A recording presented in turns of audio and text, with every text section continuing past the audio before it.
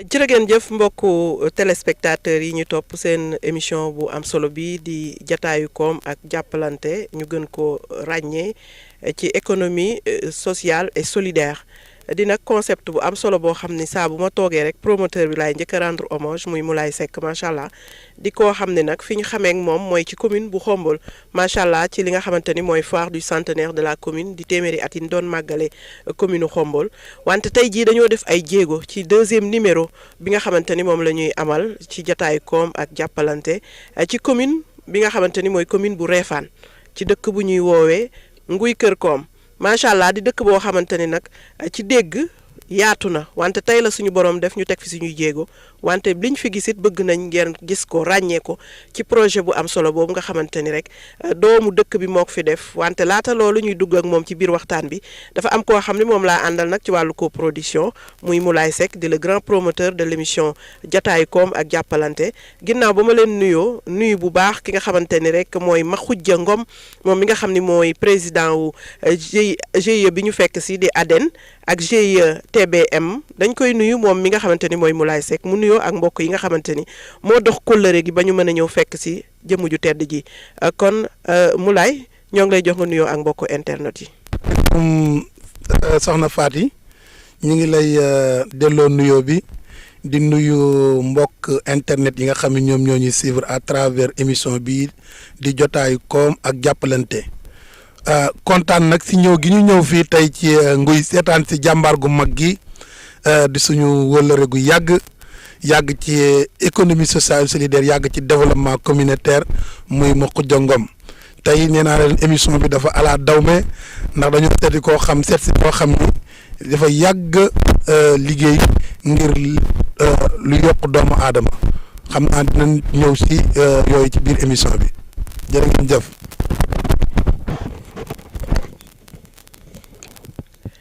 waaw ñu koy jaajëfal bu baax a baax Moulay Seck nee naa leen moom mooy promoteur émission bii di jataayu koom ak jàppalante tey nag ñu def ay jéego ba fi nga xamante ni mooy ci commune bu Réfane fekk si jëmm ju tedd Makhoudia Ngom mu jiite projet bi nga xamante ni macha allah bi ñu nee bëreet di dem rek ñu bëri nee nañ ñu ndax ca projet ba ngeen jëm kon li muy liggéey commencé na fës yaatu muy projet ADEN ak TBM mu nekk fii ci dëkk bi ñuy woowee Nguy Kër Koom. defe naa ni kon dina nekk sax moom sponsor ci émission bi nga xam moom la ñuy présenté loolu laay nuyoo ak moom mu xaw ñoo soqi ci partenariat ndax nag émission yi jotaayu koom bu ñëwee ci Nguy Kër Koom wax ji daan nay wuyu borom asalaamaaleykum. waaleykum salaam wa rahmatulah asalaamaaleykum wa rahmatulah maa ngi leen di nuyu bu baax di leen jox seen wàccuwaay ginnaaw bu ñu musuloo nag ci saytaane vraiment di leen dalal aussi fii ci projet bi nga xamante ne ni moom mooy projet ferme agricole moderne bu Nguy. nga xam ne projet la boo xamante ne nii c'est un projet villageois en même temps bon di leen dalal aussi surtout di la dalal yow soxna Faty Dieng Fall nga xamante ne taskatu xabaar nga sa métier tamit màcc ci wàllu li nga xam ne moom mooy yëfu ko mu ñor la lool soxal la nga di ci dox di ci gëstu bu ma ci paree tamit ma dalal ki nga xamante ne nii sama président la ndax man balaa may ñëw ci promoteur bi damay d'abord présenté wu ne Moulay sama président la parce que mën naa ne man ak moom ñoo yàgg a bokk yaa may dégg. ay organisation vraiment mu nekk sama président ba tey jii sama président la parce que su ma koy présenté d'abord dama koy présenté en tant que koo xamante ne nii moo ñu jiite ci mutuelle bi nga xam ne mooy mutuelle de santé de travailleurs de l'économie informelle muy Musna tey nga xamante ne ñoo ci bokkoon doon xeex la protection sociale des acteurs de l'économie informelle. ensuite bon ak tamit koo xamante ba tey moom mooy promoteur émission bi nga xamante ne nii Moulay dafa neex a présenté ci secteur bi parce que au-delà la sa ñëpp xam nañ ne def na ciy jéego ba bind ci téere. kon Moulay mën naa ne su yemale woon ci moom rek émission bi dafay dal di doy waaye nag bon comme aussi dañu war a wax aussi tamit ci li nga xam ne moom mooy koom-koom bi nga xam ne mooy l'économie sociale et solidaire te it ñu dénk ko kenn koo xamante ne ni ba tey tamit fait partie de la famille muy le ministre docteur Aline Dione aussi ñu koy nuyu au passage di nuyu également waa cabinet ba ñëpp xam naa buñ ci duggee dinañ gën a kii daal mais daal soxna Faty daal vraiment yow tamit mention spéciale ndax présentation bi am na solo ndax wax dëgg yàlla comme ni nga ko waxee dëkk bi moom kër koom la. bu dalalee tamit jataayu koom mën naa ne loolu moom sotti ci ak def ci la te bu soobee yàlla dinañ ànd def partenariat bu dëgër parce que mën naa ne li ñuy def ak li ngeen di def moom complémentarité te kenn mënul dem bàyyi sa borom merci beaucoup. mën nga dikk rek ci li nga xamante ni mooy GIE bi lan moo ko yee ci yow. waaw GIE bi boo xoolee naka jekk ñun comme li ma doon def ci jeunesse su ma naree jeunesse bi mooy damay revenir un peu en arrière pour wax ci parcours bi nga xam ne ñun def nañ ko parce que naka jekk ñun xëj na boo xoolee da ngay xam ne démb bu ñu àdduna doon doxee mooy ñun dañ daan bay fii ñu taxaw nii tey jii noor rek lañ fi daan bay heure bii da daan fekk mu nekk ndànd foy bi nga xam mooy foo xamante ne nii àll lay doon tey boo xoolee yaa ngi ni nekk ci biir gàncax goo xamante bisaab la nga xamante ne fi mu ne nii tey jii añ bi ma añee pour njuufe ni bañ ma summi bëggëj la te fii lañ ko béyee en pleine saison sèche donc kon nga xam ne tey jii li nga xam ne moo daan am bu njëkk ñun dañ daan jóge fi def l'exode rural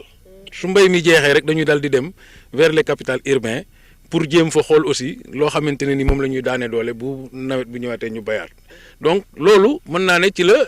affaire bi soqe koo ndax sécheresse bi amoon fii ci dëkk bi ci réew mi mën naa ne moo taxoon mu favoriser woon exode bi ba mën naa ne ñu bëree bëri ci lañ defoon exode rural dem ci biir dëkk yi ci loolu nag vraiment ci laa xamante ak Moulay mii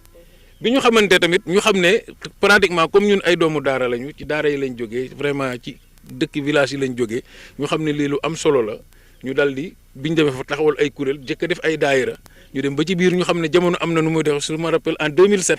moom mii moo ñëw seet si ma fekk ñoo ngi doon waxtaane mu amoon ay y avait des déguerpissements intensifs yu métti yoo xamante ne nii ay histoire yu bëri amoon na ci émit yi sax amoon sax yoo xam ne amoon na ci fekk na boobu ñun ñoo ngi doon waxtaan ne ñun pourquoi pas aussi du ñu waxtaane li nga xamante ne nii moom mooy le secteur informel bi ñu nekk parce que gis nañ ne secteur informel jamono jooju l'exode bi bu ñu demee vraiment y avait des déguerpissements amoon na sax ay rafle yoo xam ne am ñu ci bëri ñoo xam ne impressionné nañ leen parce que amee manu benn loi 76 boo xamante ni moo interdiroon jaay ci mbedd mi donc suñu combat ñun foofu la déparé ñu xam ne bon tey jii vraiment nous sommes majoritaires moom sax boo xoolee livre bi moom le président Moulay mu ngi ciy expliqué ne l'économie informelle et l'économie de l'économie nationale loolu def na ko ci téeram te muy aussi loo xamante ne ni lu réel la donc pour tënk foofu la idée bi déparé ci ñun nga xamante ne ñun ba ñu déparé dem dañoo xam ne kat mais comme dañoo nekk ci mbedd mi xëy na ñu fay jàpp di ñu jaay te dara warul ko mooy suñu situation sociale et économique ñu ne kon war nañ mën a taxaw li nga xamante ne ni mooy ñun ci dëkk bi lañ bokk ci réew mi lañ bokk jéem a xool tamit sartu réew mi ndax mënuñoo nekk ci réew mi ñu am ay sart yoo xamante ni dafay wëlbateeku di gaañ ay nit ñoo xamante doomu réew moomu la ñu waxtaane ko loolu moo indi ñu organiser wu ba jëkk créer association bi ñuy jëkkee di dem di uti ay association mënuñu ko woon am parce que boobu vente sur la voie publique était interdit donc ñu xam ne su fekkente ne dafa am ay lois yoo xam ne daf fi nekk loi yooyu dafa yàgg parce que wax naa ko 76 la boo xoolee ñu bëri boobu juddooguñu ñu xam ne loi yooyu war nañ ko mën a kii parce que gis nañ ne c'est des lois yoo xam ne sont devenues caduques léegi nag ci lañ continuer di xeex ba am ay association léegi nag boo demee nag ci biti nag ba am fa association da nga war a xalaataat tamit préparer ne war naa mën a retourner ëllëg su ma demee aussi li ma am fii ma dem jëriñ ko sama dëkk loolu mooy li nga xamante ne ni moom ma inspiré comme sa question bi nga xamante ne moom nga ma laaj pour ñu mën a indiwaat fii projet bi parce que retour au bercail la. am na solo macha allah dañ naan defe naa ni tukki neex na wante lu mu neex dellu da cay ëpp solo macha allah ñu gis ni kon xam naa laaj bi ci Moulay la jëm ndax nag mi ngi wax économie sociale et solidaire muy loo xamante ni dama dégg ci waxu ki nga xam ne mooy ma xujja ni kon yéen yàggoon ngeen ci lancé boobu. laata sax gouvernement du Sénégal di ko teg di ko samp ba koy wutal ab ministère yéen yàgg ngeen ci lool di ko béy ndax mën nga ci dellu si waat. jërëjëf soxna Faty comme ni nga ko waxee rek économie sociale solidaire daanaka day lu bees fii ci Sénégal am na ñu si yàgg yëngatu na comme ay acteurs mais bu fekkee ci wàllu gouvernement mun naa ni bu matee fukki at ci lañ ci door a jot. waaye comme ni mu ko ma xujja waxee ñun daanaka mun naa ni boo jëlee genn wàllu suñu jeunesse bi yëpp dañ koo def ci économie sociale solidaire mooy jàppalante jéem a fexe accompagner ñi nga xam ne ñoo néew doole jéem a fexe dajale mutualiser suñu force yi pour mun a am loo xam ni taxawal nañ ko loolu moom moo doon mooy si lu ñu yàgg a nekk tey nag comme ni nga ko waxee. dañu kontaan ndax dañu daje koo xam ni acteur la ndax projet bii li tax ma sawar pour def ak moom émission bi dama fekkee xalaat yi ak ba mu koy taxawal ba ni mu juddoo mu nekk nit ku am résilience ndax déjà lu tolloog presque mun naa ni fukki at ak nangam wala ñaar fukki at xam naa muy wax projet bi di ko bind di ko xalaat ba yàlla def tey mu matérialiser ko so comme li si original mooy li mu wax noonu dafa nekk loo xam ne mooy économie sociale solidaire dafa dajale ñi nga xam ne ñoom la bokk ak terroir booleeg ay njabootam mënoon nañoo am projet bi ni man dama koy ñëw def ko système capitaliste def ko man dong maay am sama projet defar sama yëpp am waaye dafa la mu jëlee fa mu nekkoon di liggéey muy Ndakaaru expérience yi nga xam ne moom la fa capitaliser da ko indiwaat si ay biiru mbokkam dajale fii ñi nga xam ne ñoom ñoo dina si ñëw diglante ay tool ñu jéem a defar lu nga xam ne am nañ fi ay hectares yu yaatu nga xam ne ñëpp ñooy bokk ndax comme ni mu ko waxee xañ na bu kenn nekkoon di def si ruqam li nga bëgg doo ci am waaye tey bu ñu dajaloo si la ñuy gën a mën a am ay rentabilité loolu daal moom mooy li nga xam ne émission bi nag comme ni nga ko waxee émission la boo xam ni. li ñu si motivé toujours damay bëgg numéro bu jot ñu koy rappeler mooy jéem a fexe ñun suñu bopp la ñuy defal ndax ñun ay acteurs lañ yàgg ci acteurs lañ ba léegi nii ndax wax nañ ko ci présentation bi ñu ngi nekk ci mutuelle de santé nationale des travailleurs de l'économie informelle ñooñu bokk ci li nga xam ne ñoom ñoo composé économie solidaire kon suñu bopp la ñuy defal ñu gis ni dañu war a def promotion de l'économie sociale et solidaire fësal acteurs yi. dinañ ci ñëw li nga xam ne tamit parce que acteurs yi bari na acteurs yi am na ñi nga xam ne mooy comme ñoom Makhoudia ak ñun ñii waaye am na tamit ñeneen ñi nga xam ne mooy fondation yeeg ONG yi am na tamit département ministériel bi nga xam ni le gouvernement du Sénégal moo ko taxawal. am ay actions yi def dina am pàcc boo xam ne ñoom lañ ko jagleel wax ñoom laka lañu di def nit ñi xam ko bala ma lay jox kàddu gi daal ñi ñëwaat ci Makhoudia Ngom mooy économie sociale solidaire daal lu am solo la. ñu ngi ciy woo ñëpp ñu bàyyi ko xel économie sociale et solidaire mooy koom-koom gu ànd ak dimbalante ak jàppalante mu regroupé nag ñii ñuy wax coopérative yi ak GIE yi ak association yi nga xam ne dañuy yëngatu ci des actions sociales ak mutuelles yi ak fondation yi ak ONG yi loolu moom mooy économie sociale et solidaire su ko defee nag nit ñi war koo xam ñu jox ko benn. Gouvernement bi nag jox ko pàcc boo am solo wutal ko département ministériel dégg ko docteur Alioune Dione ministre de la microfinance et de l'économie sociale et solidaire mu ciy def nag jéego bu am solo dama koy wax toujours comme ci tool la ñu nekk nee naa ko am nga ñoo wutu ndax ñaari ministre romb nañ ko fi muy Zahra Iyane Thiam ak madame Victorine Ndeye ñu ngi leen di nuyu au passage waaye moom bu ñu ñëwee dafa def engrais rapide maanaam jéego bi ñu doon def daf koo ful. loolu moom ay réalité loo xam ne xaj na nag daanu dellu suuf ñi ngi am lu ñuy xaar ay réalisation ndax acteurs yi dinañ ko waxal seen bopp lan la ñuy xaar ci ministre bi lan ndax li ñuy def am na yoo xam ne egsi na ci ñoom loolu nañ dañ si waxtaanal seen bopp waaye daal ñun li ñu gis mooy mi ngi def kéemtalaay kàttan kon nag moo tax émission bi daal loolu moo ko tax a jóg fësal ñun suñu liggéey ba nga xam ni ñun acteurs yi ku ci bëgg a am sa produit wane ko di nga ko am ku ci am doléance yoo xam da nga ko bëgg a def vis-à-vis mu jëm ci autorité yi di nga ko am képp koo xam ne da nga am ay appel yooyu def ci ay partenaires moo xam ñu nekk ci ay autorité locale commune bi nga nekk wala ñu nekk ñoo xam ni dañ lay jàppale ay finance ONG yeeg yooyu nga mun leen a woo ñu mun laa émission bi à travers Fadje ak Moulay Seck ak support de communication bi ñu koy def émission bi mun a dem ba mun a toucher ñooñu ñëpp pour ñu mën a ñëw dimbali acteurs yi loolu daal mooy objectif émission bi. waaw kon ba tey rek ñu leen di fàttali ni yéen a ngi seen émission jataayu koom ak jàppalante ñoo ngi fi nga xamante ni mooy ci nguy kër koom comme ni ma koy waxee rek macha allah ñu mel nii dafay baax ñu fekki leen wanale leen ak askan wi ndax day tax rek ki tëdd ci këram xalaat ni idée de projet bi mu am dafa jafe wala dafa kawe bu xoolee ku mel ni Makhoudia Ngom mi dina mën a réaliser bosam Makhoudia bu ñu toog fi ñu toog nii gis nañ ni yaatu na torop étendue bi périmètre bi ñaata hectare la lii gëm naa ne làmb nga poche wala nga am partenaire yu am doole. waaw soxna Faty macha allah xanaa di gën a kontaan rek ci waxtaan bi ni muy tëddee ndax comme li ma wax rek dama feggu ak sama président te daanaka su waxee rek damay gën a am inspiration macha allah ndax wax dëgg yàlla liggéey na ko du caagee ne nag xëj na sax di ko duñ koy waxeeti di ko wax lu ko neex mais aussi fa def benn liggéey boo xamante ne nii. saa yu waxee rek da nga koy gën a jàngaat ci moom donc li nga wax am na solo trop te it li mu wax ci économie sociale xam naa dinaa ci ñëw soog a ñëw ci sa question muy am solo goo xam ne am na ko solo l'économie sociale et solidaire ak it liggéey boo xam ne moom yàgg na ko cee def ñu ànd ko ñun ñëpp vraiment di ko ci def nga xam ne ñoo ngi ko commencé woon depuis 2007 sur la mu considéré woon ak li nga xamante ne ni ñoo ko pare kon sax d'ailleurs la première forum mondial sur l'économie sociale et sur la formalisation du secteur informel à l'époque pour vous dire que ñun on a beaucoup travaillé yaa may dégg ci li nga xamante ne nii moom mooy vraiment l'économie sociale et solidaire ba tey ni ñu arrivé fii ci li nga xam ne mooy l'économie sociale et solidaire l'économie sociale et solidaire boobu nag tey boo xoolee comme ni ngeen ko waxee rek pour revenir sa question mooy ñun li ñu nekk nii parce que boo xoolee pour revenir dëgg sa question moom mooy comment dirais-je fi ñu nekk naka lañ ko defee yooyu yëpp loolu boo gisee ma wax la ko mooy parce que tey ñoo ngi ci benn site boo xamante ne nii vraiment 12 hectares la boo xoolee superficie bi 12 hectares la wax nga ko tamit li nga xamante ne nii moom mooy forme juridique bi structure bi moom mooy GIE la GIE bi aussi composé par des familles boo xoolee ici nous sommes 41 familles GIE bi aussi porte le nom de Moussa Ngom mon grand frère le même père et feu Moussa Ngom na ko yàlla yërëm parce que moom comme ni nga ko waxee sànq man naka jëkk moo nekkoon sama répondant fii ci dëkk bi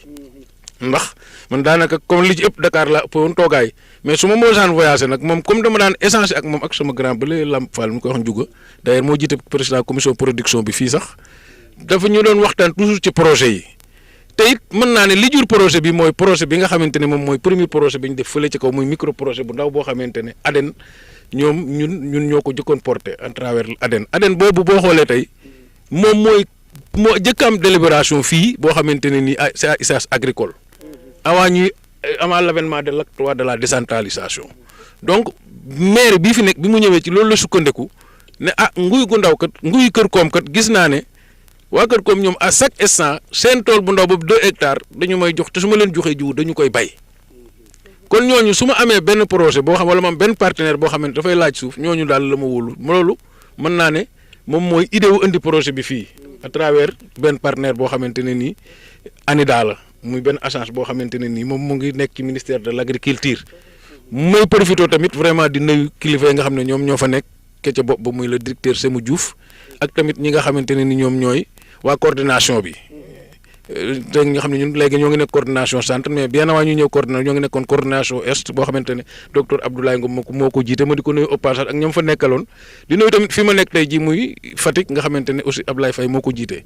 donc di nuyu aussi ñëpp nag ba ci ministère ba ndax le ministre en personne déplacé wu na comme nii ngeen def nii ñëw ba fii kon mooy wane ne ñoom it xëj na lecture ba ñu leen dénk ñoom ñu nga cay gën a góorgóorlu xanaa ñu jite ci gën a góorgóorlu donc pour tënk question bi ak tontu ci mooy fii 12 hectares la ni ñu fexee ba def ko tamit wax naa la ko xëj na juñ nga ko ci sa biir wax ndax macha allah tamit ko am dégg-dégg nga mooy dañoo wax ne kat dañoo soxla lu toll ci 12 hectares bu ñu ko waxtaanee tamit ñëpp seeni tool féetewul fii mais dañoo def benn idée boo xamante ne nii idée sociale et solidaire ñu ne ki fi amul tool na daggal keneen ki am fee tool loolu moo tax tey jii 41 famille yi ñoom ñëpp ñu fexe ba ñu insérer leen ci biir ferme bi.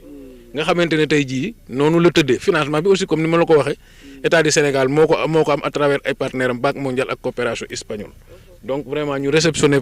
kii bi depuis 2004 vraiment bi ñu jotee ba ñu ko réceptionné ba léegi aussi ñoo ngi suñu deuxième année de campagne vraiment production bi tamit macha allah xam naa dinañ ci ñëw mais daal pour wax ne daal concept daal ak émission bi daal mënuma saa yu ma waxee ci laay dellu si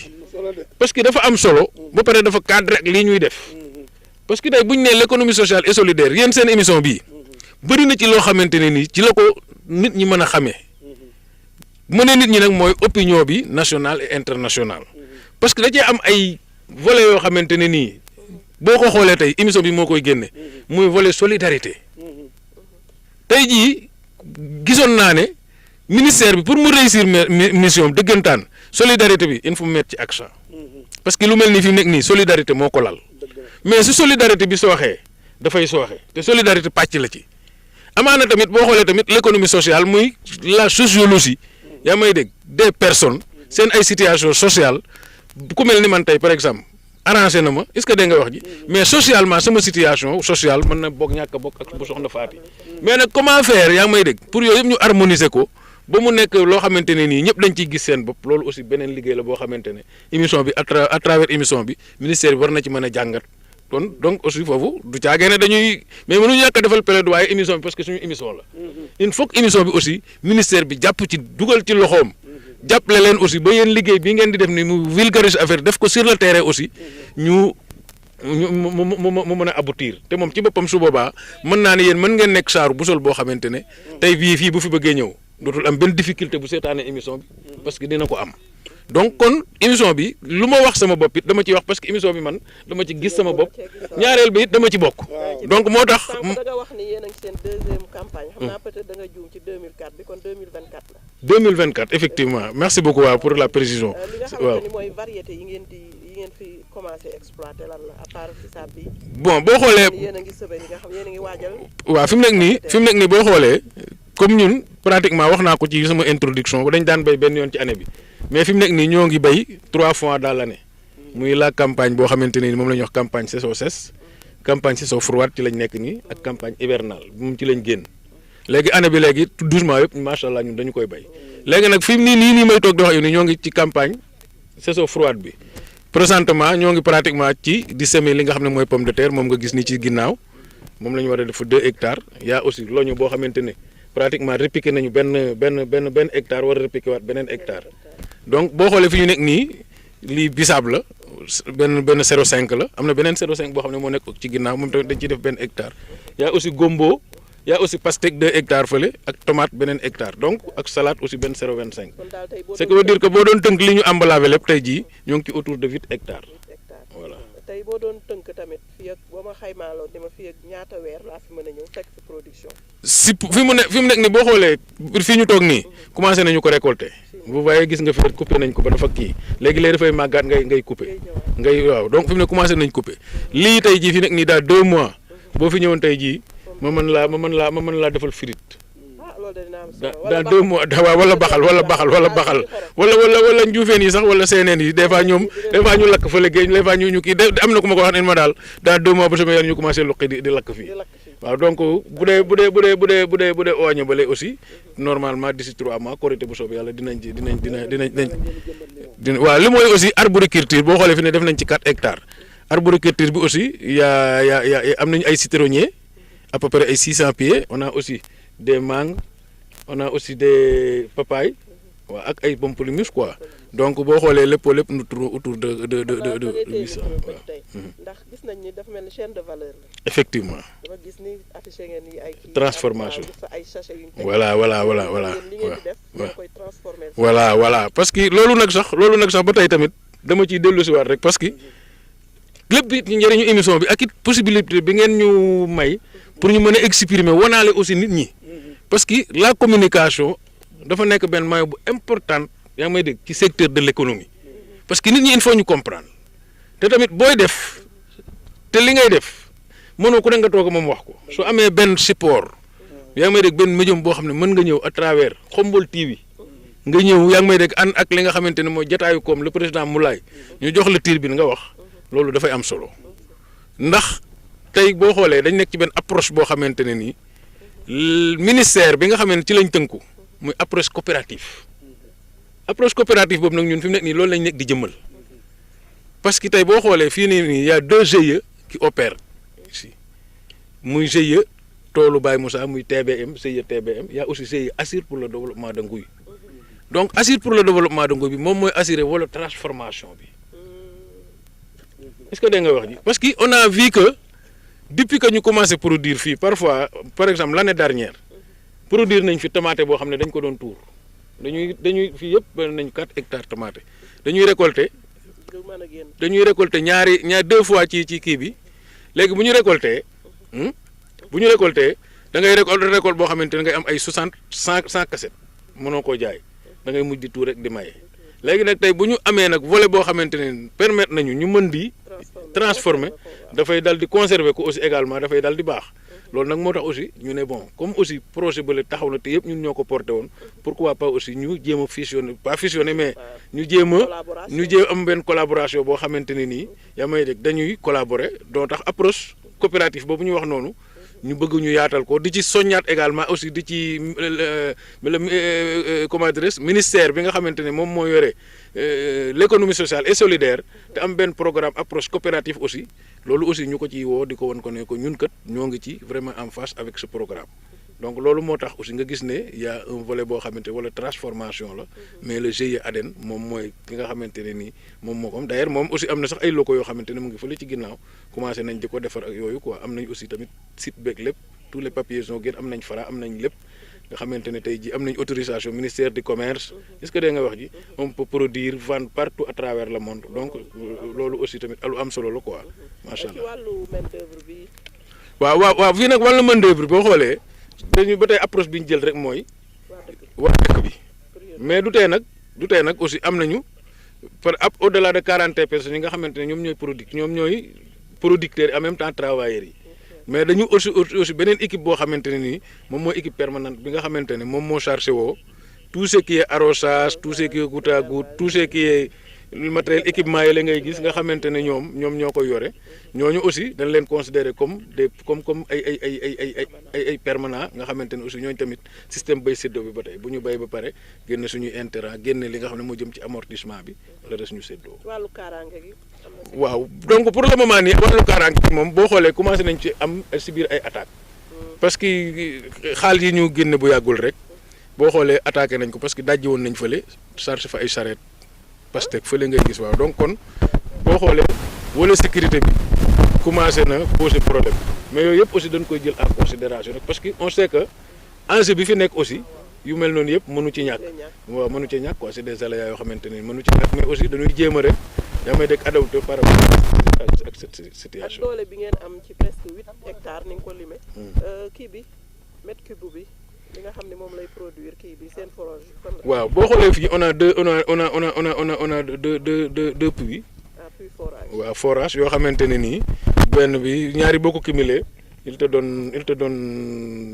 42 mètres cubes par heure. 42 mètres cubes par heure. ce qui veut dire que bon pratiquement di nga mën a roose 8 hectares ndox mi du manqué parce que boo xoolee tey jii yëpp pratiquement yaa ngi soxla à peu près ay 36 mètres cubes par hectare donc ce qui veut dire que kon boo xoolee di nga am plus quand même donc 8 hectares yëpp daal fi mu nekk ñoo ngi koy emballé du tee nag bëgg nañu am beneen forage boo xamante ni dafay ñëw pour nekk beneen dernier forage boo xamante ne moom mooy gérer tout ce qui est arboriculture et autres quoi. donc voilà quoi. tey est-ce que préparé ngeen pour am magasin boo xam ne moo leen di représenter li ngeen transformé ngeen ko fay exposé. effectivement loolu mën naa ne ci dafa nekk ci beneen phase parce que xam nga aussi boo xoolee. commercialisation. voilà boo xoolee bi ñuy soog a commencé d'abord li nga xam ne moo nekkoon suñu objectif mooy d'abord jéem a xool comment faire pour maîtriser li nga xamante ne moom mooy production bi bu ñu maîtriser production bi ba pare soog a dugg ci volet transformation bi. en passant par la volet commercialisation te tamit boo ko waxee tamit da ngay wax indaawaale conservation parce que conservation ak li nga xamante ne moom mooy transformation ñaari dañoo lié sont transversales donc fi mu nekk nii moo tax fële boo gisee dañoo am ay réserves yoo xam ne uniquement pour ay construction la ñu war fa tabax benn magasin de stockage war a tabax également ñaari poulailler am na aussi ay bassins yoo xam ne dañu ko prévoir pour pisciculture quoi parce que fii dañu mën a bëgg nekk benn ëpp boo xamante ne nii. lépp lañ fiy def quoi lépp fii donc voilà quoi mais nii moom ñoo ngi nekkoon ci peut-être installation yi bi ñu installé ba pare ñu xoolaat ne bon il faut moderniser donc pratiquement boo xoolee tey moderniser nañu tout ce qui est installation wala équipement yi nga xamante ni moom mooy équipement goutte à goutte yeeg accessoires yi muy àndal ndax aussi dañu xam ne mbay mi léegi su fekkente ne fi ñu toll nii su mitee nit ñi duñu ñëw donc il faut que yow lépp nga oyofal lépp moderniser ko ba mu méngoo ak jamono donc fi mu nekk nii ñun loolu lañ def mais tey su fekkoonte ne da ngay bëgg ne su ma bëggee bay fii damay uti ay bant laaj mais tey dañoo ut ay pièces yoo xam ne da ngay ñëw rek fixé ko ci suuf am ay bouchons yoo xam ne bouchon fait de ligne la am ay mention connecteur pour bu daggate au lieu nga nekk fii di takk ay toiles yooyu yëpp vraiment c'est la modernisation yàlla dimbali nañ ci ba réussir nañ ko tey jii fu ñu bëgg a bay dañuy bay nu mu neexee macha allah kon maîtriser ñu la volet production léegi nag li ci des mooy aussi ñu phase kii bi wax naa la ko am nañ autorisation yi at yi nga xam ne ministère da koy délivrer am nañ ko ñoo ngi en phase tabax li nga xamante ni fa la ñuy def atelier bi unité bi quoi unité de transformation bi donc mais aussi prévoir nañu aussi mais loolu xam naa dans le cadre de l'ADEN mais aussi ci cadre GIETBM war nañ tabax aussi ay magasins de stockage fii war nañ fi tabax également ay poulaillers donc loolu la. ñuy fàttali mbokku internet yi nii ñoo ngi fi nga xamante ni mooy ci nguy Kër Koom ci seen émission jataayu koom ak jàppalante comme ni ma koy waxee rek muy waxtaan yu am solo yoo xam ne daf lay permettre yow mi nga xamante ni yaay dem sax waxuma la kiy seetaan nga découvrir ay xam-xam yu yaatu ak ubbiku goo xam ne am na ci dëkk yu mel nii ndax tey jii bu dee dëkk bi yëpp kenn ku nekk mu toll ci ñeent fukki njaboot. famille yëpp boole jël seen xam-xam jël seen temps jël seen suuf joxe ni dañoo bëgg a bokk projet boobu moomeelu askan wi la kon mën nañ ni askanu nguy Kër Koom bi approprié wuñ nañ li nga xamante ni mooy projet agricole bu am solo bi comme li wax rek ay perspectives dégg ngeen ni mu ko tënkee ci yoo xamante ni ñoo ngi koy joxoñ ngir fas yéene ko defal ba ay pisciculture rek yooyu yëpp mën a amaat ci fi nga xam ne mooy ci biir projet bi macha allah dégg nañ aussi waxtaan bu am solo bi nga xam ni jooxal nañu ko ci li nga xam jëm ci wàllu transformation ak yi nga xamante ni def nañ ko amoon ko ay jafe-jafe ci wàllu stocké li nga xam ne mooy la ñuy récolter wante aussi gis nañ ni wàllu sécurité bi xam naa foofu la Moulay di duggee nag ndax soreetuñu sax suñu cëppaandoo waxtaan gis nañ ni lépp loo xamante ni ñoo ngi ko doon sàkku ca numéro bu njëkk ba moom macha allah am na ko muy agrément am na ay Fra yooyu yëpp wax na ne am na ko mais sécurité bi moo xaw a des peut-être du ñàkk ñu tëggu yuuxu rek jawale fi nga xam ne fa lañ yaakaar wàllu muy ministère bu ko defee mën naa am yenn yi nga xam ne soxla nañ ko te léegi dafa war a moderne muy ay caméra de surveillance ak yeneen yoo xam ni dina leen permettre doo leen jëlaat yeneen main d'œuvre buy yokk ci li ngeen am kon xam naa rek damay jox kàddu gi ki nga xamante ni mooy Moulay mu dellu siwaatal ñu ci projet bu mel ni macha allah li ci ëpp yemb lan la ci ministre bi war a mën a taxawee rawatina yéen ñi nga xam ne nag suñu borom def na ngeen yàgg ci comme ni ma ko waxee rek wàllu économie sociale et solidaire.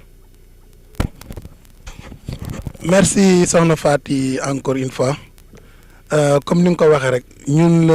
li ñu doon mébét di ko xalaat bëgg ko ci émission bi mooy lii rek sa kii ñu dal nii comme ni ma ko waxee yaakaar naa ni dinañ rencontré waaye yeneen acteur yoo xam ni tamit ay jàmbaar la nekk ci secteur bi mais moom comme li mu wax nii rek li muy def tàmbali na sa tracé na ligne am xam nañ fi ñu bëgg a dem ñoom kon nag li ci des mooy ñu fexe leen accompagner ministère bi amoon na ay projets yu similaires yu mel nii dégg naa jamono yi ñu ko doon lancé pour xool ñi nga xam ne dañoo am ay tool naka lañ leen mën a accompagner pour ñu mën a liggéey ci tool yooyu waaye comme moom déjà non seulement waxuma ne am na tool waaye fexe na ba idée bi moo original maanaam li ñu def ñoom dafa war a nekk modèle la sax dafa war a nekk royuwaay ndax nga fekk ay famille yoo xam ni dañoo nekk ci benn dëkk mais li ma gën a neex ci idée bi mooy le fait que fi ñu koy defee du ñoom ñëpp ñoo fi am ay tool mais ñu def benn intelligence harmoniser ko ba nga xam ni comme ni mu ko waxee ni ñi amul tool fii joxe tool fi ñu nekk ñu weccante daanaka solidarité boobu dafa am solo maanaam bul woon solidarité boobu kon nguy Kër Koom à travers GIE Aden lii ministère bi daf ko war a jël def ko modèle te ñun dinañ ci def suñu kéemtalaay kàttan dama ko wax ma ne ko yow moom xamal ni émission bi moom durant l' émission dina am saa yu ñu ko def ak fu mu mën a porte bu mu mën a amit dina am pàcc boo xam ne dañ la koy jagleel ndax comme ni mu wax ni dañoo non seulement du caaga ni yàgg gi ñu yàgg sax waaye encourager idées yu mel nii ndax lii dafa nekk modèle du lu ñuy làmbatu dañuy toog ci bureau yi xaj na di théoriser wala ñu dem séminaire di théoriser mais lii dafa nekk modèle yoo xam dañ koo war a jaay Sénégal àdduna bi yëpp xam ko ndax intelligence bi ñu def c'était pas évident waaw ndax xam naa ni bu dul woon xarañte ñoom ñu nekk ci bopp bi kon mënuñu ko egsi léegi nag am na ay ministère am na ay fonds yoo xam ne mi ngi koy lijjanti pour jëmale ko ci acteurs yi ah jàpp naa ni waa GIE Aden ñoom kenn warul leen a njëkk a bénéficier wu ci fonds yooyu ndax déjà comme li mu wax ni problème mu sécurité loolu war na nekk loo xam ne war nañ ko mën a résoudre ndax tamit xam nga liggéey bu mel ni bu ci bi am na ñoo xam ne ay samba boy jóge fa la rek bëgg lu yomb bàyyi say moroomu gor di liggéey nga yow nga jël yoon bi nga xam ni moom moo gën a yomb mbirum agrément de les économies sociales moom loolu romb na ko moom am na ko ndax déjà wax naa ko ministère bi mi ngi def di agréé ñi nga xam ne ñooy des acteurs de l'économie sociale solidaire maanaam moo xam nga am GIE wala coopérative ñu jox la agrément agrément boobu moom daanaka am na ko émission bi daal daanaka moom ma xuja mun na def émission bi mun na nekk à la fois présentateur nekk invité nekk chroniqueur ndax moom li ma wax ni dafa ala dawme émission bi dafa ala dawme sa li ñuy wax ni yëpp moo ñu ko gën a xam li ñuy wax yëpp moo ñu ko gën a xam ndax ñun xañ na ñu ngi si partie théorie bi même dafa boole théorie bi ak pratique bi waaw kon daanaka moo gisee tey sama kàddu bariwul sax comme par rapport premier numéro bi lañ ko jox rek moom comme ça moom ñun ginnaaw bi nga xamee ni xañ na bu ñuy jeexal li ñuy woo ci ministère bi rek pour ñu ñëw jàpp si émission bi ak ñaan acteurs yi ñu approprier émission bi dugal seen loxo waaye moom daal mun nañ koo jox mu wax ci daaral ci li mu bëgg yi mbébétam ak yooyu yëpp su ko defee ñun ñu jox ñu kàddu gi ñu tëj ñu jox la yow nga tëj dafa parce que moom mun naa def émission bi yëpp ah waaw ah ok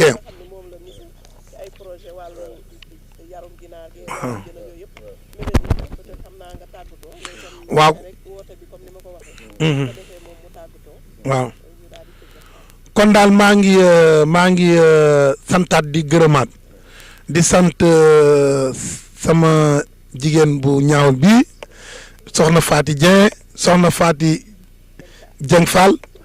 nekk macha allah ku am engagement ku am yéene ku am xol nekk koo xam ne tamit ku maîtriser li muy def ndax mu ngi may formé ci suuf ndax dèjà xam naa ni comme ñun suñu métier du journal dañoo sob rek di nabi am yéene pour defar mais di santaat aussi di gërëm di kontaan ci daje bi ñu daje ak Makhoudia Ngom di njiitu GIE Aden ndax liggéey bu mucc ayib bi nga xam ni yàgg na koo def lu toll ak diiraan wu ñaar fukki at nga xam ni dama ko wax ni ko yow tey jii nii bu fekkoon sa bopp rek moo la tax a jóg heure bii dañ naan Makhoudia immobilier yeeg toolam yeeg nangam waaye dafa yàgg a fàtte boppam pour askan wi te dama ni économie sociale et solidaire ku koy def borom xol bu yaatu moo ko mën a def ku siis mënuloo ko ku tëju mënuloo ko ku ubbeeku moo koy mën ku égoïste mënoo ko ku mën a partager moom sa macha allah loolu lépp daje na ci moom ñu ngi woon ministre bi tamit mu xam ne lii ñu def nii di ko jéem yëfam la ndax li ñu ci jublu rek mooy fësal liggéeyu acteurs yi bu ñu nee acteurs yi moom ministre bi mi ngi ci biir ak ñi mu njaboote ñëpp di woo tamit ñëpp ñi nga xam ne dañoo nekk acteur de l'économie sociale et solidaire moo xam ku yor GIE maa nga yor coopérative maa nga yor mutuelle maa nga yor association yi œuvre ci action sociale maa ONG maa fondation nga ñëw jàpp ci émission bi waaw vraiment ñi ngi daan ñaan yàlla daal émission bi nekk émission boo xam ni ñëpp ñoo koy suivre ndax tamit économie sociale et solidaire ak secteur informel daanaka ñooy Sénégal jërë ngeen jëf ba beneen numéro jërë ngeen jëf. xam naa rek ñu bàyyi la nga tàggatoo peut-être laata ngay tàggatoo waa commune bi. waaw Réfane waaw ku sama diggante waa commune bi moom wax dëgg yàlla rafet rek la def ndax xam nga man daanaka bu fekkee yow da nga nekk acteur de développement te développement ñor la daanaka yow doo bëri ay doo bëri ay noonu wala waaw donc wala soo demee noonu it peut-être xëy na ñii ñëw ba bëgg def na ko su dul noonu la waaye ñun fi yàlla dañoo dimbali bañ nekk dëkk boo xamante ne nii liñ ñu doon bàkkee sax ci suñu maam mooy nguy dañoo ragal buur parce que bu nit ñi daan mos a fay bañ ñun suñu maam da daan fay ba mat moo tax mosul R4 wala jibs yooyu yu daan am moo tax ñun loolu la ñu daan ciiñe dañoo ragal buur ñun donc dañoo respecté buur fi mu nekk ne commune bi lépp lu mu ñu jox comme consigne dañ ciy taxaw lu fii rek xawit dinañ ko yëgal ANIDA aussi bi nga xamante ne nii aussi suñu tutelle la chaque le 25 damay bind rapport yónnee leen lépp it ngir sàmmonte ak li nga xamante ne ni moom mooy directif yi ñu jox ak la ñu waxante ak ñoom parce que ñun ci loolu lañ ñu yar donc kon loolu moom macha allah commune bi dañ leen di sant di leen gërëm di leen wax mention spéciale amuñu ak ñoom benn problème vraiment donte nag bëgg nañu it ñu ciy gën di ñëw mais daanaka nag doon ñoom duñ leen di xaw a di gis maire moom man chaque jour ndax maire man daanaka sama frère la yaa may dégg mais ni may bëgg vraiment muy amee ak ni may bëgg tool bi xëy na nag jotam moo ko mayul waaye daal ñun moom vraiment nous sommes là pour lii parce que mooy sunu kilifa moom la fi yàlla teg keneen ku fi yàlla teg it ñun dañ lay jox sa wàccuwaay bu mu mat sëkk donc loolu moo nekk suñu diggante commune bi léegi nag dinaa ñëw tuuti ci benn pàcc boo xamante bu am solo la ndax le ministre de l'économie sociale et solidaire man mën naa wax ci moom ci ñaari phase yoo xam ne dara du ko dindi sama njaatige la waaye tamit yàlla boole nañu ndax sama portable bi mën naa la ci woon photo yoo xamante ne nii ku la ne ku ko ne woon ni nga nekk ministre de l'économie sociale et solidaire du ko gëm projet bi am na ci loo xam ne moom moo ko bind est-ce que dégg nga wax ji bu Pastef bi sax mais projet bi ci boppam bii nu toog nii am na ci loo xam ne moo ko bind est-ce que dégg nga wax ji am na ci loo xam ne moom moo ko bind ci pour wala ne la dara duñu leen de moo ñu xaw a tàggale xëy ne nekk na ministre nekk naa fii waaye ba bi ñuy ko nommé sax bi mbindum conseil bu mu fa jógee sax gisante nañu ak sama benn xarit bu ñuy wax Ndiouga Ndiaye place am pour wala ne kooku man ak moom benn lañu du ñu ñaar seulement nag am na ay réalités yoo xam ne xëy na am na léegi ministre la gën naa ñàkk jot mais mooy déglu la donc kon foofu li ma koy appel mooy moom yaa ngi wax ne acteur la de premier plan parce que économie et média moom moo ko inventé à travers benn économie et média moom moo ko inventé gagné na ci prix ba dem ci Thaïlande est-ce que da nga wax ji moom mën naa ne domaine bi ñu ko jox da cee liggéey ba ministère bay soo ko sos it ca la nekkoon bokk ca ña ko encadré bokkoon technicien ba tey yàlla dogal mu nekk ca bopp ba kon lu bëree ànd na ñoom liggéey ko kon bu ñu ko falee ba mu ñëw ñun li ñu mën mooy jàppale ko te it ci lañ nekk jàppale ko it moo tax lii ñu koy def yaa may dégg nit mën na ko gis yaakaar ne moo ne ci ginnaaw wala nangam ak nangam mais alors que dañoo xam ne ñun ak moom ñun la woon bu yàlla dogalee nag ñu dem ba yàlla dogal moom mu avancé ba am promotion ñu nit ñu avancé dañuy gën a jàpp rek su boobaa nag ñu nekkuñu fi di ko wanaan ko monsieur le ministre nii déedéet ni ñuy jàppe ci loolu mu ci moom ci liggéey bi moom it na ñëw jàppalee la ko ci lii ngay def muy émission bi est-ce que da nga wax ji man bu soobee yàlla xam naa ne am na sama benn rakk bu sës ci man rek boo xam ne gis naa ne jël na ko ci cabinet muy ku ñuy wax Babacar Africain Ndaw muy xale bu am xam-xam est-ce que da nga wax ji xale bu yaru est-ce que da nga wax ji xale bu ñu respecté bu soobee yàlla dinaa ci wax ak moom te xam naa ne ministre bi am na fu mu ko teg DG xam nga yaa ma ko gën a jege doon te xawma ko waaye du tey moom it dinaa wax ak moom nag comme amul jot dinaa ko woo xëy na guddi bu ma ko jotul it parce que li ma wax ne ci télé laa koy waxee dina ma ne ba Dakar dinaa ko gis bu soobee yàlla moom lii moom da ciy jàpp ndax tamit moom bu ci jàppee yëfam la bu ci jàppul tamit yëfam la kon da cee war a jàpp te xam naa ne da ciy jàpp kon émission bi moom docteur John parce que ñun docteur lañ koy wooyee est-ce que yaa may dégg docteur John kon fii dañ lay woo ci émission bi nga jàpp ci bu soobee yàlla it dama la ko wax ci kaw nii dinaa li ma ci war a wax ak yow feneen it dinaa ko wax ak yow feneen na nga ci jàpp bu baax a baax ndax lii moom mooy li nga xam ne moom laa bëgg parce que dama laa gisul rek comme gis naa nag am na occasion nag damay wax sax far ñëpp dégg ndax dama bëgg gis naa yaa ngi wër di installer ay coopérative muy lu am solo mais gis nga mu laa yoon bii mu lay xàllal nii del dem ci terrain bi parce que gis nga le ministre moo Bobo Diagne man gars yi dañ koy critiquer de mais du ma ci d'accord parce que homme de terrain la sol na daal lam ñëw ba fii donc bu dee da ngay dem ci terrain bi da ngay am réalité surtout nag boo amee nag ku lay nital lu mel ni émission bi te xam naa ne xaj na donc kon monsieur le ministre yow fi mu toll nii Dembe sañu ma la ne ndax mu laay moo war a topp ci sa ginnaaw waaye nag fu mu loo yoon wi mu la ubbil nii moom wax dëgg yàlla dina la permettre vraiment nga génn saal yi wala boo génnee ba demee ci saal bi tamit nga ñëw en même temps ci terrain bi parce que terrain bi mooy réalité bi donc kon ñu ngi lay jaajëfal bu baax a baax di sant nag kii moom noonu sama jarbaat la ndax yaayam ñoo bokk bàyyi mais bu loolu passé it mu bëgg it nag comme ni ko mu laay waxee tool bi dafa soxla yaa ngi may dégg vraiment ay financement parce que ñun tollootuñ foo xam ne dañuy taxaw naan may ñu wala ku déedéet ñun fi mu nekk nii ku dem ba xëy na banque mondiale ma la financé woon ñëwaat yaa may dégg jël la référence parce que li ma wax ni ci télé laay wax yaa may dégg kooku yaakaar naa ne kon yaakaar naa xëy na képp koo xamante ni da nga nekk suñu tutelle bu ñu la tàllalee loxo war nga ñoo mën a woyu donc kon monsieur le ministre yow mën naa ne yaay suñu bunt parce que yaa ñu gën a jege donte nag sax keroog dégg naa jam ñaajo dégg naa bële mu la nga ne ay affaire conflit d'intérêt effectivement conflit d'intérêt suñu diggante soxlawuñu ko waaye tamit ayant droit la ñu comme tout le monde am déet non parce que loolu comme daf ko waxoon keroog mënu ma woon mais aussi ci émission bi laay profité wax ne la conflit d'intérêt amu fi ñun dañoo nekk ayant droit comme tout le monde te tamit xam naa ne boo ñu joxe ak boo ñu joxul ñun moom c'est la famille macha allah donc maa ngi sant ñëpp nag di gërëm di sant nag waa dëkk bi commencé ko ci borom dëkk bi chef de village bi muy Ousmane Ngom xam naa ne dama yaakaar war na ñëw fële yaa may dégg di sant aussi magi dëkk bi góor ñi ak jigéen ñi mag ñi ak ndaw ñi di sant ñi nga xam ne ñoom lay liggéeyal ci tool bi te ñu jox ma cër yaa may dégg nangoo liggéey it d'accord ma jiite leen donte sax it xaj na nag it jiite bi ma leen jiite it li ci bëri yàlla ak may dimbali bu maa ngi koy teg yoon comme ni ko borom dëkk bi waxee sànq donc kon ñooñu it sant naa leen bu ma ci jógee tamit sant la soxna Faati sant sama jarbaat ba li ma jàkkaar lool borom caméra bi seen bu ma ci jógee nag mu laay nag moom dama koo sant ba amatuma ay kàddu yu ma ko sante ñaanal ko it waaye nag li ma ko gën a def sax nag it mooy ñaax ko ndax keroog dama ko seen mu dem Bordeaux ci sommet bi fa amoon benn forum représenté woon fa mutuelle bi waroon nañ ci wax sax protection sociale parce que protection sociale aussi dafa nekk li nga xamante ñun fii ne nii lañ ko gën a soxla parce que man des fois maa ngi ko des fois damay ko xam ne fii dañuy fatigué wala dañuy am sax yenn maladie xaw a daw ak moom tey jii bu ñu amoon protection sociale vraiment yàlla dimbali nañ ba dinañ mën a cotiser normal kon tey mu lay aussi protection sociale bi dañ la ciy tàllal loxo parce que gis nañ liggéey bi nga ciy def bu passé émission bi nga xamante ne aussi yow yaay sunu émission la yaa may dégg ah muy jotaayu koom nga ñëw kër koom donc kontaan naa daal merci beaucoup madame Fall merci beaucoup Moulay kontaan naa.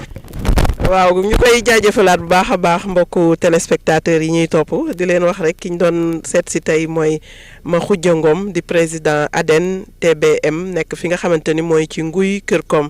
ci émission jataayu koom ak jàppalante bi nga xamante ni du ñu toqi ci di jaajëfal le grand promoteur Moulay Seck mi nga xam ne casquette yi bëri na mais man casquette bi nga xam ne moo ma ñor rek mooy promoteur émission bi la macha allah gunge ñi ci lu bëri nag macha mu nekk une découverte peut-être ñoo ngi doon def yeneen i reproduction def yeneen émission mais bii moom macha allah daf ñu gën a yóbbu ci li nga xam mooy suñu moomeel muy ci àll bi ndax nag lépp loo xamante ni yaa ngi koy gis rek muy bijji jëm ca kaw defe naa ni fii ñuy tuddee kaw fa la lépp di jóge gis nañ ne aussi ci biir waxtaan bi dem nañ ba li nga xam mooy exode rural fii tàggoon na fi kon defe naa ni projet yu mel nii ñi ko yor def ko ci suufu tiroir yi nañ ko génne bu ko defee exploité ko bu ko boobaa dina gën a amal njariñ seen ñoñ amal njariñ réew mi yëpp ñu koy jaajëfalaat bu baax a baax muy Modou Mamour Sène mi nga xam moo nekk ci caméra bi image yu rafet yi ngeen di gis yëpp moo ko wone macha allah mu boole ko ak yar ak teggin muy lu am solo ci gune ñu koy ñaanal rek li nga xam moom lay liggéey ci métier bi yàlla suñu borom may ko ci lu mu muurloo cant ak ngërëm ñeen la leen soxna Fatou Dieng Fall moo féete woon ak yéen ci wàllu laaj wi di leen jox dig daje ci beneen numéro jataayu koom ak jàppalante.